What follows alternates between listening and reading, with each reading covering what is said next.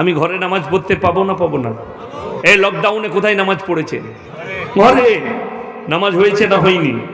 যে মৌলবি বলবে লকডাউনে যারা বাড়িতে নামাজ পড়েছে তাদের নামাজ হয়নি, জানবেন তার ইলমিয়াতের কমি আছে আর তার শিক্ষার কমি আছে।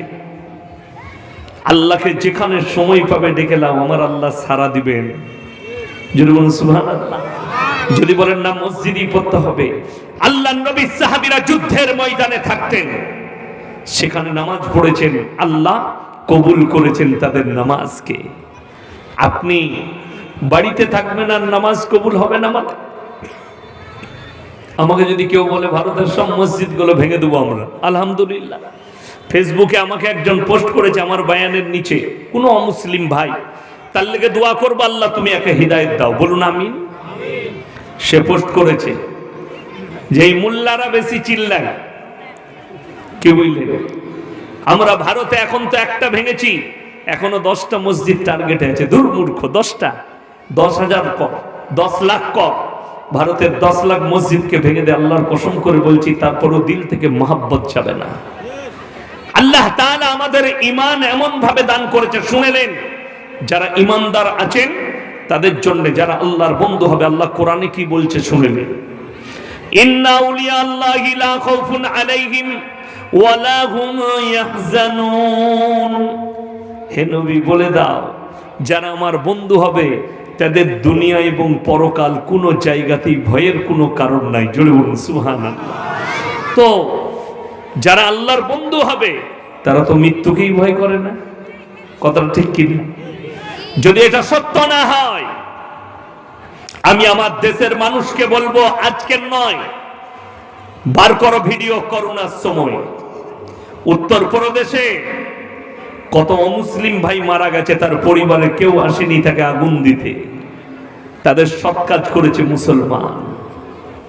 ঠিক কিনা কথা বলে? হ্যাঁ। কেন?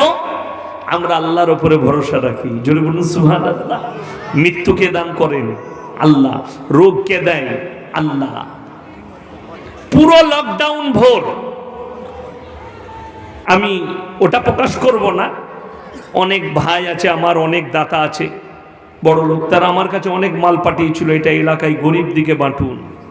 অনেক মাল আসাম থেকেও এসছিল কিছু, তো এলাকার গরিব দিকে বেটেছি খালি হাতে। তো আজ পর্যন্ত আমার করুণা হলো না। আর যে লোকটা কাঁচের ঘরে বসেছিল, মোবাইল টিপলি যার গলার আওয়াজ, তার নাম হচ্ছে বিগ বি অমিতাভ বচ্চন। आप करोड़ों से बचिए, अपने आप को सुस्त रखिए, घर में बंदी रखिए। तो তোর কি করে করুণা হলো বে? কথাটা বুঝতে পারেন না? উমালেরই করুণা হয়েছিল, তাইলে তোর আর অ্যাড দেয়া যায়? আরে বোকা, অ্যাড তো আমরা মৌলবীরা দেবো যে আমরা নামাজ পড়েছি, লোকের সঙ্গে মোলাকাত করেছি। আমি বলিনি, মিডিয়া খুলেন, ওয়াহু বিশ্ব স্বাস্থ্য সংস্থা বলেছে, করোনার সময় বলেছিল যারা বেশি বেশি হাত মুখ ধুবে, চেহারা ধুবে, তাদের করোনা হতে পারে না। আমরা ক ওয়াক্তের নামাজ পড়ি বাবা? 5 ওয়াক্তের। 5 বার হাত মুখ ধৌত করেছি, নাকে পানি দিয়েছি, গড়গড়া করেছি, পা ধুয়েছি, হাত ধুয়েছি, আমার আর করোনা হতে পারে না। জোরে বলুন না সুবহানাল্লাহ। অলরেডি তো আমরা আমল করছি। আর যে কাঁচের ঘরে বসেছিল, যে লোকটা ঘন্টা পিটলো, কার জন্যে? আমাদের দেশের প্রধানমন্ত্রী বললে ঘন্টা পিটিয়ে দাও, করোনা পালিয়ে যাবে। তো সে তার ছাদে দাঁড়িয়ে ঘন্টা পিটলো, মাল ওকেই এসে ধরলো। কথাটা বুঝতে পারেননি? আমরা ঘন্টাও পিটুই নাই, কিছুই করতে হয় নাই, করোনাও আসে না। দুটো জিনিস ভালো করে বুঝবেন, বিপদ রোগ জ্বালা কার তরফ থেকে আসে? আল্লাহর কাছ থেকে। যদি ওষুধে আর ডাক্তারে কেউ যদি বেঁচে যেত, পশ্চিম বাংলার একটা লোকই বেঁচে যেত, যার নাম হচ্ছে জ্যোতিবাবু। আমেরিকা থেকে বাই প্লেন ডাক্তার আনা হয়েছিল স্পেশাল, কিন্তু বাঁচাতে পারে নাই, তার নাম আল্লাহ।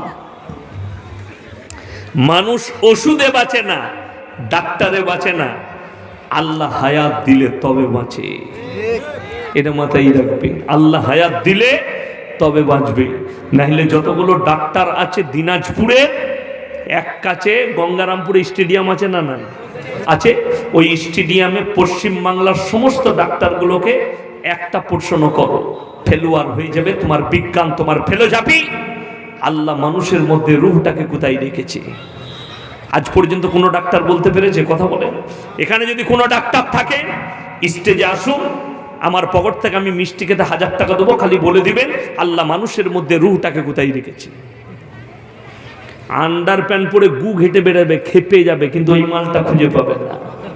তার নাম কি? সকলে জোরে বলুন, আল্লাহ। তার নাম আল্লাহ। আমার নবীজি নিজে প্রশ্ন করেছে, ইয়াসালুনাকা আনির রূহ, ওগো আল্লাহ রূহটা কি? আমার আল্লাহ উত্তর দিলেন, কুলির রূহ মিন আমরি, রূহ হচ্ছে আমার আল্লাহর হুকুম। আমি বলবো চলে যা, চলে যাবে। আমি বলবো ফিরে আয়, ফেরেশতা পাঠাবো, তারা কবজা করে নিয়ে চলে আসবে। তোমার আর কোনো উপায় নাই। আঙ্গুলে ক্যান্সার হয়, মানুষ মারা যায়, যাই না? যাই না? পায়ের আঙ্গুলে ক্যান্সার, মানুষ মারা গেছে, পড়ে গিয়ে মারা গেছে, খেতে গিয়ে মারা গেছে, ঘুমিয়ে মারা গেছে। আমাদের দেশের লোক এটাই বুঝে না। আজকে আমি আপনাদেরকে দুটো জিনিস বুঝিয়ে যাব। ব্র্যান্ড চিনেন? ব্র্যান্ড, আপনি ব্র্যান্ড কাকে মনে করেছেন? সুদখোরকে, গাঁজাখোরকে, মাতালকে, অযোগ্যকে ব্র্যান্ড মনে করেছেন। আমি কিন্তু এদিকে ব্র্যান্ড মনে করি না। লোকটা বড় লোক হোক, গরিব হোক, ধনী হোক, দরিদ্র হোক, আপনারা শুনেলেন। আমি বেশি কিছু বলবো না। রাম মন্দির উদ্বোধন কালকে হবে, এতে দুঃখ নাই। একটা জিনিস দুঃখ, যারা হাম্বার মেরেছিল ছোট জাতের হিন্দুরা, তাদেরকে প্রবেশও করতে দেওয়া হবে না। এটা আমি ঠিক বলে যাচ্ছি। যে প্রথম হাম্বার মেরেছে, আরে ভাই আরো মসজিদ ভেঙে দাও। যে লোকটা প্রথম হাম্বরটা চালিয়েছিল তার নাম হচ্ছে বলবীর সিং, যাকে আল্লাহ ইসলামে কবুল করে নিয়েছিল। জোরে একবার বলুন নারায়ে তাকবীর। এর থেকে বড় আল্লাহর কুদরত আর কি চান? যে লোকটা প্রথম হাম্বার মেরেছে তার নাম বলবীর সিং। সেই লোকটা মারা গেছে, আল্লাহ তাকে জান্নাতি করুক, বলুন আমিন। সে অনুতপ্ত হয়েছে যে আমার দ্বারা এত বড় পাপ কাজ হয়েছে, আমি মসজিদকে শহীদ করেছি। সে লাখ নিয়েছিল ইসলাম কবুল করার পরে, আমার আল্লাহ তুমি আমাকে 100টা মসজিদ না তৈরি করা পর্যন্ত আমাকে মৃত্যু দিও না।